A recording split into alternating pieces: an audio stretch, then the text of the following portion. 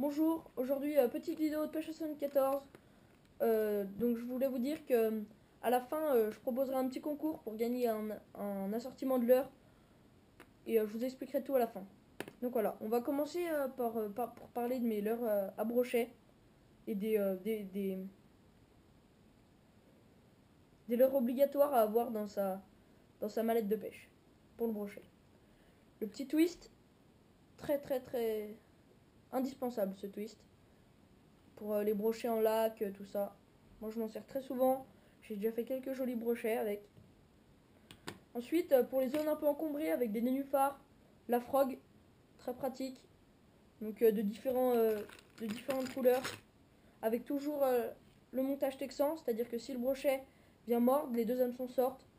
Ça permet que les hameçons soient cachés si le brochet n'attaque pas. Et que du coup, on s'accroche pas dans les différentes sortes de nénuphars, etc. Donc voilà, les deux couleurs. Ensuite, pour le brochet, des leurres qui s'agitent vraiment beaucoup. Celui-là, donc je l'ai acheté chez Decathlon. Il descend très vite en faisant beaucoup de vibrations. Ça peut être très bien si les eaux sont plutôt foncées et qu'on ne voit pas trop le leurre. Voilà. Après, je vous présente ce leurre-là avec la petite mouche je dirais pas classique, mais il est pas mal. Il n'a pas vraiment de spécificité particulière. Donc voilà. Ensuite, un popper qui est juste là, si j'arrive à le défaire. Donc voilà, le popper. Ici, donc ça c'est un popper, c'est-à-dire qu'il flotte. Pour ceux qui connaissent pas, il flotte, il fait bouger l'eau et les brochets après peuvent attaquer. On entend bien, il fait du bruit, il est bruyant. Donc voilà. Après un petit leurre souple, imitation perche, la 3D perche, très important pour pêcher le brochet. Moi je la trouve vraiment top. Mais elle fait pas trop d'agitation, faut passer devant le brochet pour qu'il morde. Voilà. Après une belle imitation brochet avec ce leurre de chez Decathlon encore. Je trouve que les leurres sont pas chers et de bonne qualité, donc voilà. Donc très bien pour le brochet également. Encore des leurres là, ce leurre, un peu pareil que les autres, basique.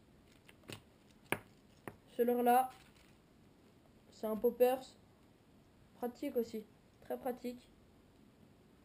Donc comme on peut voir, accroché à ce leurre, on peut voir une petite dandine pour le brochet. Ça reste quand même indispensable la dandine. L'ondulante, plus particulièrement. C'est une ondulante avec la petite mèche derrière. Ah, les brochets ils en raffolent quand c'est lumineux comme ça. C'est top. Après j'ai différentes tailles, différentes coloris. J'ai la même en plus petite. Et voilà. Plus petit. Après la cuillère. Donc là j'ai les deux sortes de cuillères. Avec différentes coloris. La cuillère, c'est les brochets ils aiment la cuillère. Hein. Faut surtout pas l'oublier. Surtout pas l'oublier celle-là.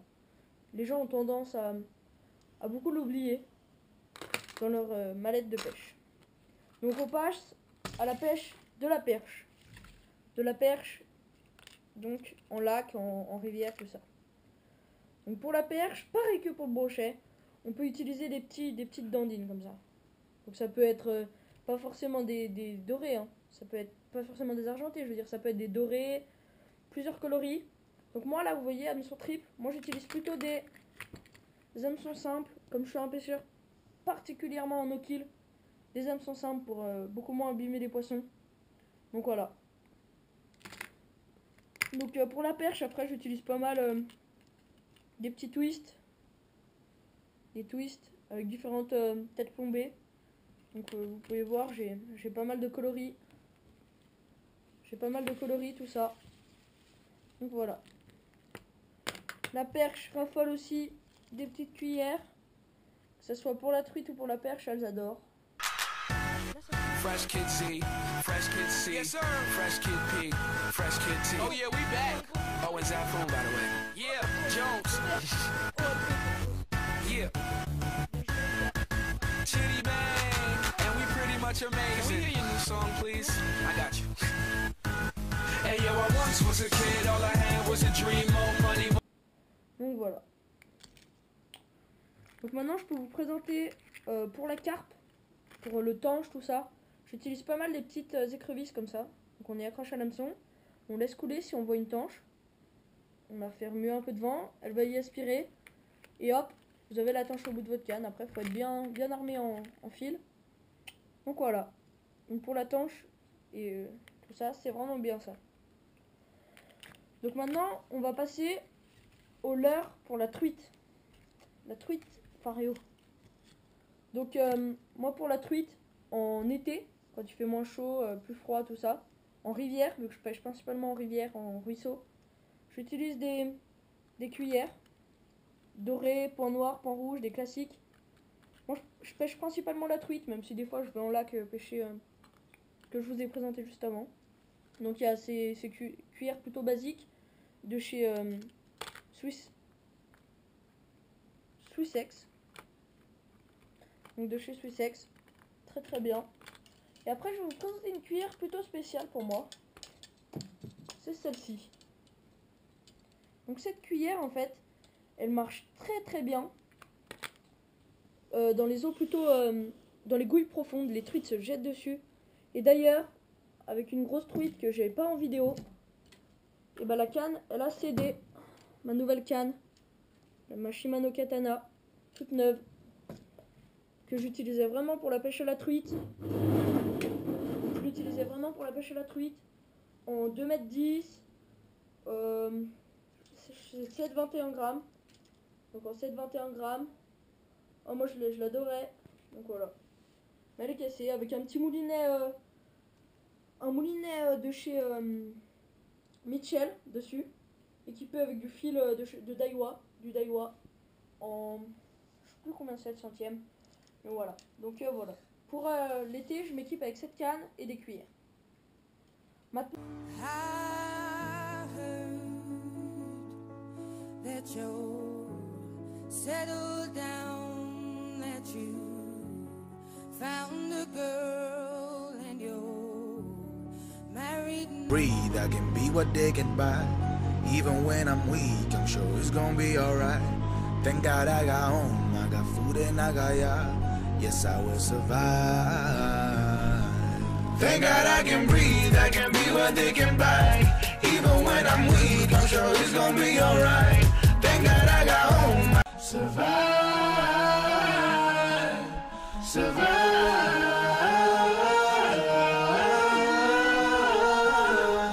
Thank God I was dead, I came back 3 years ago.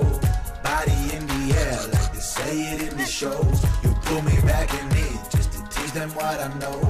Then I had to go. I gotta go and see all the shit that was in my mind. Thank God I do. pour l'ouverture, tout ça, plutôt quand les eaux sont plus froides, tout ça, je vais m'équiper plutôt avec des grandes cannes. Des grandes cannes de... Là par exemple c'est 4,90 m pour pêcher au toc, avec des teignes, des vers de terre, tout ça. Avec quand même un petit moulinet pour faire des petits lancers, j'aime bien. D'ailleurs le moulinet de chez Caperlan. Parce que comme je fais pas souvent des moulinets au début de saison, je fais pas souvent des lancers, j'ai pas besoin d'un très bon moulinet. Donc voilà, donc ça c'est une canne Mitchell Salmo téléréglable. Donc voilà, elle est vraiment top, hein. Top pour le début de saison.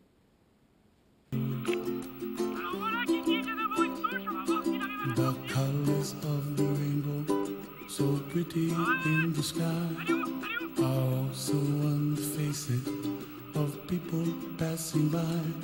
I see friends shaking hands, singing, how do you do? Pêche en mer. Donc pêche en mer, j'utilise une grosse canne avec du gros fil, un gros moulinet pour pêcher tout ce qui est la dorade, le bar. Non, le bar pas trop. Le bar j'utilise plutôt des cannes souples. Donc voilà. Donc là c'est pour la dorade. J'utilise cette canne avec un gros moulinet. Tac. Une belle perche et puis voilà. Donc voilà. Ça c'est ma canne pour la mer. Je vais pas souvent en mer, je vais que quand je pars en vacances. Donc voilà. En parlant de mer, je vais vous présenter mes différents hameçons. Donc mes différents hameçons pour la mer, c'est... j'aime bien les hameçons pour la dorade là. Ils sont top pour la dorade. Et les hameçons de chez Caperlan, je les aime bien aussi. C'est des hameçons, je trouve, qui tiennent bien. Qui, par rapport à leur... ils sont bien montés, je veux dire, sur leur hameçon. Donc j'aime bien. Avec ça, je mets en général un gros plomb comme ça. Je mets le gros plomb. J'attache l'hameçon dessus. J'accroche un verre, comme ceci, dessus. Et pour la dorade, je trouve que c'est le meilleur montage qui soit. Donc voilà. Après, pour tout ce qui est le bar, tout ça, tac, le bar, le lieu, le chinchard, tout ça, j'utilise des petits, voilà. Donc voilà. Ensuite pour le lac, les bulles d'eau classiques, la bombette, elle est classique. Et très important pour la pêche en ruisseau. Souvent les gens ils prennent des gros hameçons, ils s'enflamment un peu. Moi je prends des tout petits hameçons pour passer le plus discret possible avec les truites des montagnes. Tellement elles sont intelligentes. C'est monstrueux l'intelligence de ces truites. Donc voilà. Tac. Après j'ai pêché quelques fois à la mouche. Je vous dis c'est pas ma spécialité. Je suis plutôt un pêcheur à la cuillère, même si j'ai eu 2-3 truites. J'ai eu 2-3 truites à la teigne, au verre, tout ça, en début de saison. Donc voilà. Donc ce que vous pouvez gagner, c'est un petit assortiment de leurre. Donc pour le gagner, tout simplement, il faudra mettre en commentaire « Je participe », vous abonner à la chaîne, aimer cette vidéo, et voilà. Et le commentaire surtout, c'est « Je participe » au concours. Et si vous êtes sélectionné, on vous répondra à votre commentaire, on dira vous êtes sélectionné, vous nous donnerez votre code postal et on vous enverra le colis. Donc voilà. En tout cas, merci beaucoup d'avoir regardé cette vidéo. J'espère que ça vous aura plu. Et j'ai un dernier truc à vous présenter. C'est l'indispensable pour moi, je mets tout le temps ça. Une petite baudriche Rapala. Elle est tellement pratique avec les petites ouvertures là. Ici je mets mon permis de pêche. Là, je mets les cuillères et ici les boîtes de teigne. Comme ça, je peux tout mettre ce qui est indispensable. Je prends ça, ma petite canne et je suis parti. Donc voilà, j'espère que ça vous aura plu. Merci beaucoup et abonnez-vous.